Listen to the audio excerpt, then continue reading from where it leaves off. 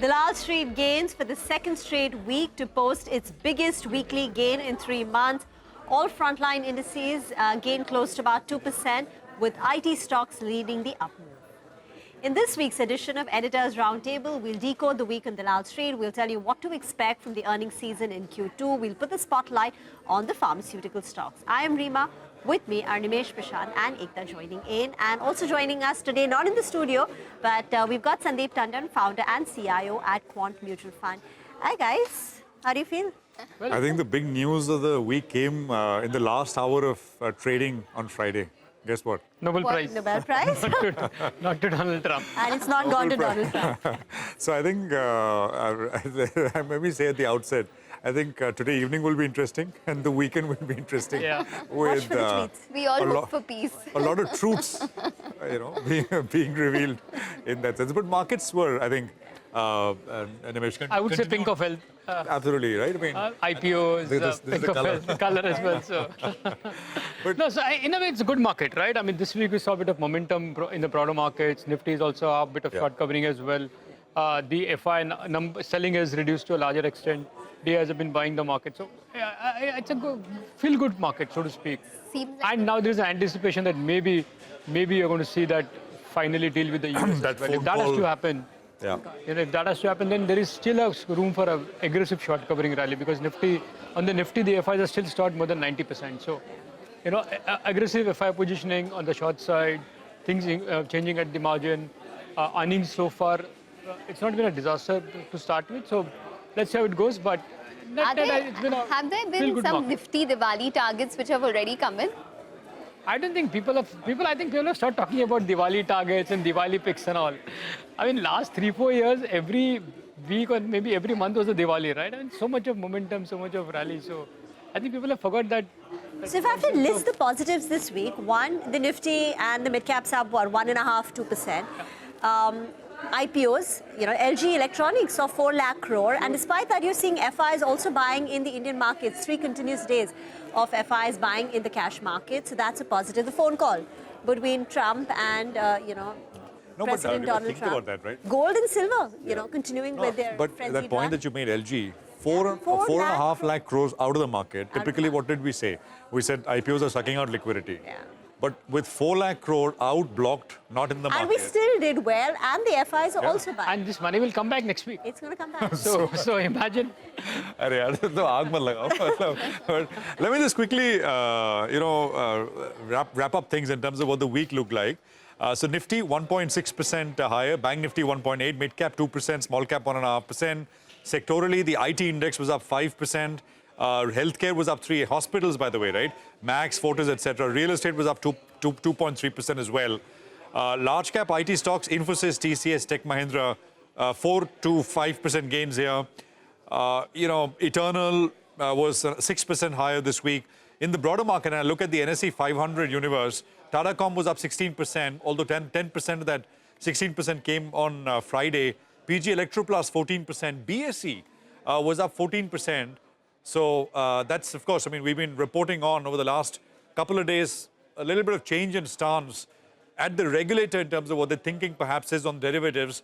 The consultation paper itself on weekly options and longer tenure derivatives, perhaps a little delayed now. Nykaa was up 10.5%, Divi's was up 10%, and a bunch of these smaller, not so small also, but Yes Bank was up 10%, Karur Vysya was up 8.5%, Federal Bank was up 8%. I mentioned, hospitals, Fortis 8, Max Health 8. Some cuts, but these are largely, a bit of small reversals, right? Tata Investment went up like a rocket, down 7.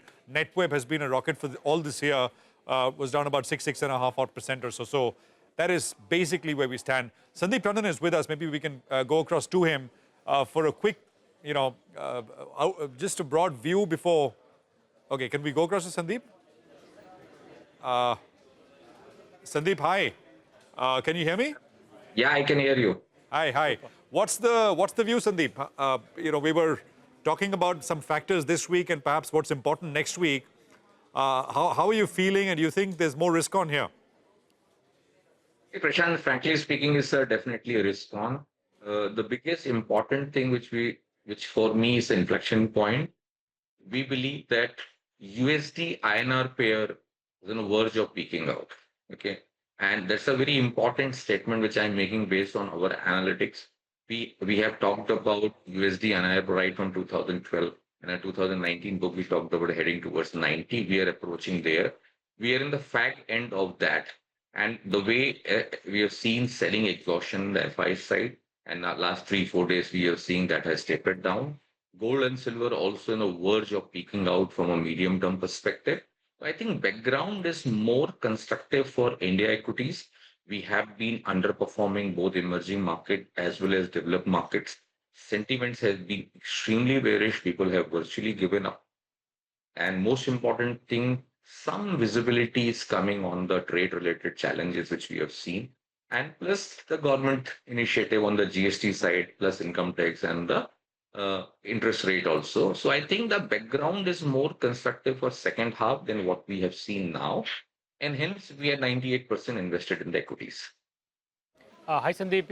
In fact, I remember last time when we spoke, you're among the very few who were expecting the pullback, and it's actually playing out, right? And as you rightly said, now there is a visibility of some sort of a deal with the US as well. Given that, how would you position the market for the second half? IT has not done well in the first half, pharma has not done well, and all these export-oriented auto stocks as well. Is that a place now to look at, given that there could be some deal with the US around the corner? I think the way I look at, yes, IT obviously it is now trading in the neglected zone. The only challenge is that still the triggers are missing. So it should not be high conviction trades. We can say we can go all out and build exposure. I think it'll be too premature, but from a bottom fishing perspective, answer is yes. Auto obviously it has done well, and I think it can has potential to do further well. But key question comes whether everything is priced in for the just GST thing or not. So I'll be slightly skeptical in the auto also building at the current levels. Rather, I will say that background is getting more constructive for the PSUs. Okay, PSU banks in particular, in general PSU. That's a theme which we think we are liking it for last few weeks. That's a thesis which has potential to move up. Then we're talking about large infra space. Consumption is also pretty mixed. It's a very difficult to pinpoint one particular sector or talk about it.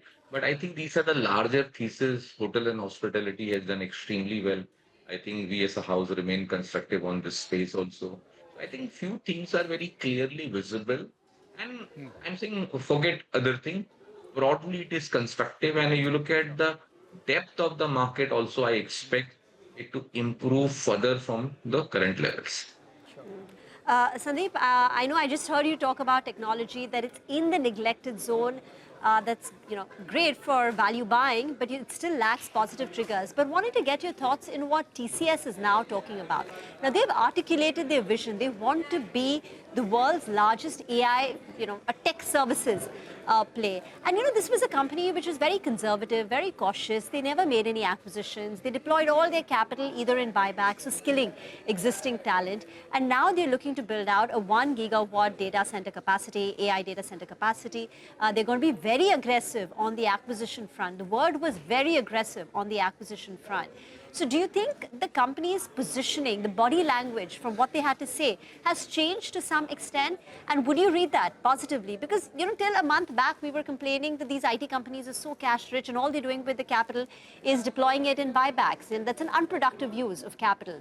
Now they're making some bets, in the AI ecosystem. We'll have to see how it plays out. They execute on that, what the competitive landscape looks like. But at least it's a start. Would you read are we reading too much into what TCS has announced? Generally, we don't give comments on individual company, but in general, I think we are too late for that.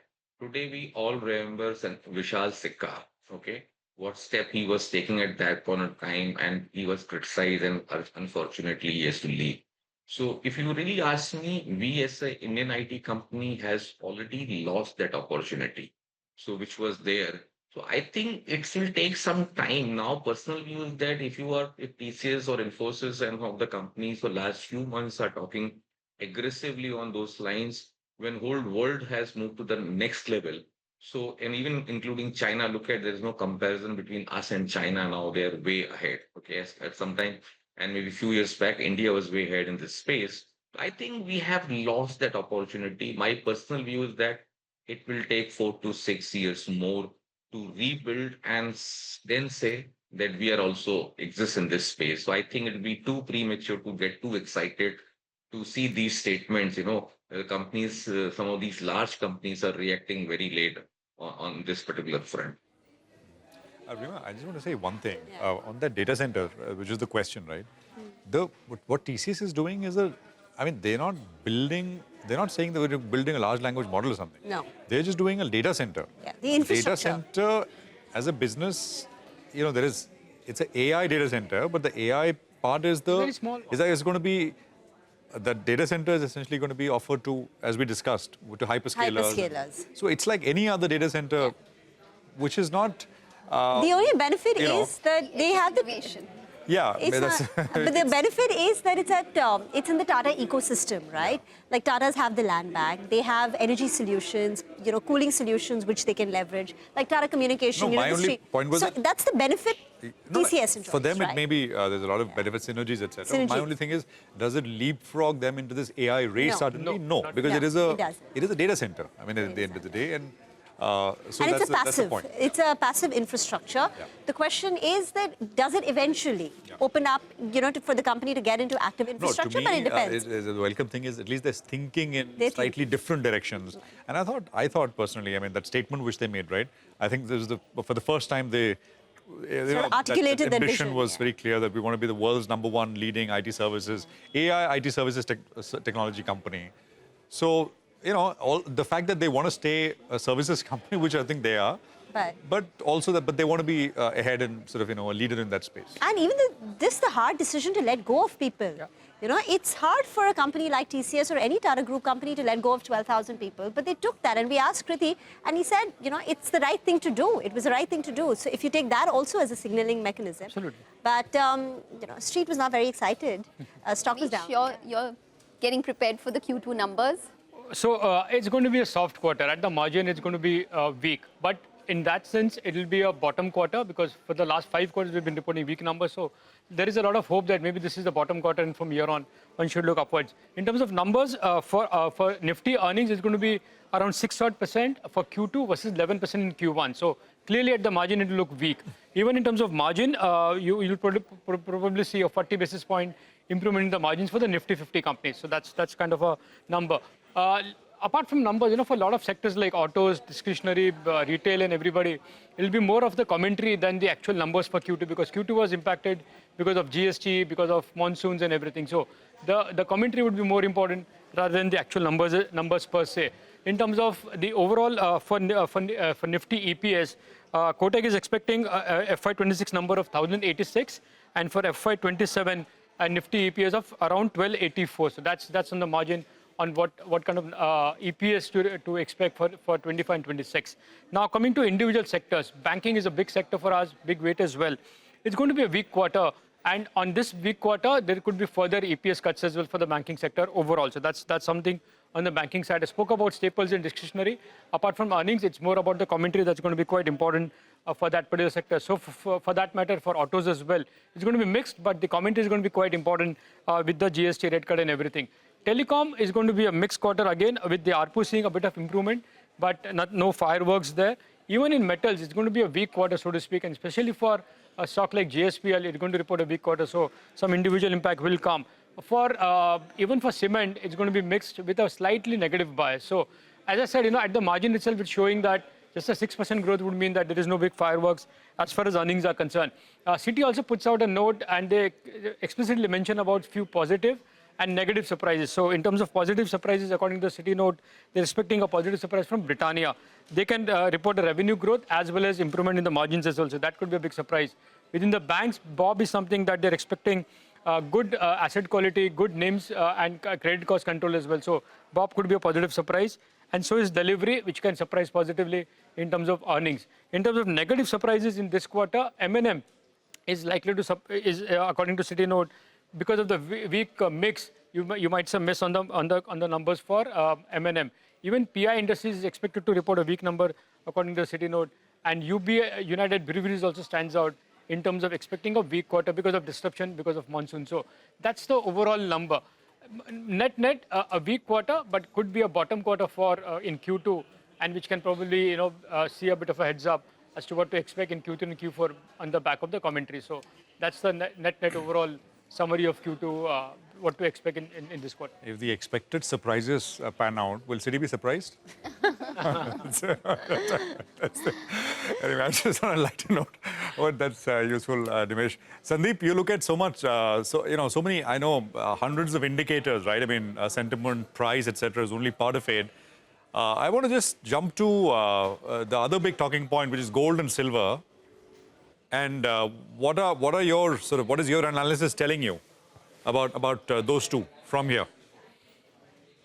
Prashant, like we have been constructive for a while, but the way we are seeing the noise level, the urgency to buy, everybody is talking about. So typically, it happened closer to the peak, not to the long-term cycle, but from a medium-term perspective, we expect that gold is on the verge of peaking out, and so is the case with silver to follow.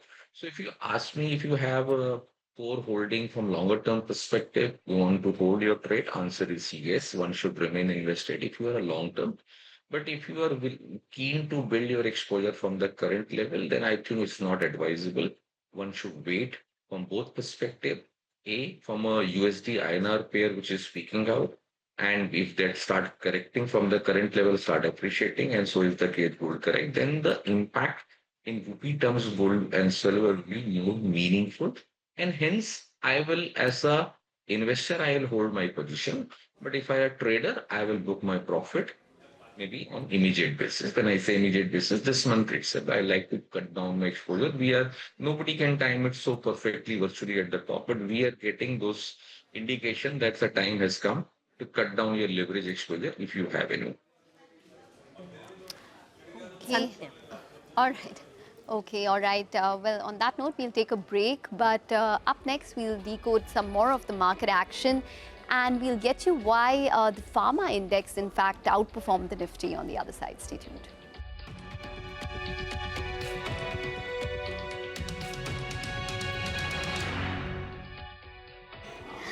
Welcome back. Well, one particular sector which stood out this week was the entire pharmaceutical space. In fact, the Nifty Pharma was up around 2% as compared to the Nifty. Now, there were two things that took place which actually probably removed a little bit of an overhang for the pharmaceutical space. First was the Trump administration said that they're not actively discussing Section 232, which is basically discussing any kind of tariffs on anything that could impose a national threat to their security, which could probably also include the dependence that the US has on generic drugs as well as APIs. So the reason for that is it's a relief for Indian companies because, you know, Indian generic companies comprise of around 40 to 50% of the US formulations at this point in time.